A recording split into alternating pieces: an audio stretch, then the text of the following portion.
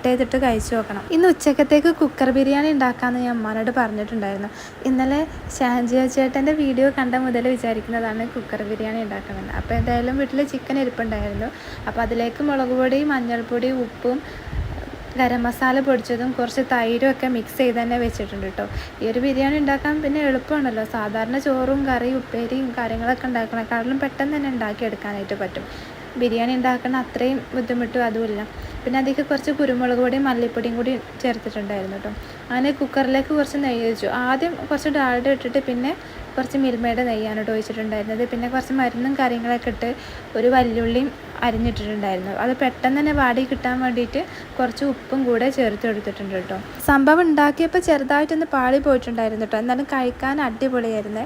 ബിരിയാണി ഉണ്ടാക്കുന്ന സമയത്ത് വീട്ടിലാരോ വന്നിട്ട് ഉമ്മ അവരോട് സംസാരിച്ചിരിക്കുന്ന തിരക്കിൽ നെയ്ച്ചോറ് ഉണ്ടാക്കുന്ന ഓർമ്മയിൽ ഉണ്ടാക്കി വെച്ച മസാലയിലേക്ക് നേരെ തന്നെ വെള്ളം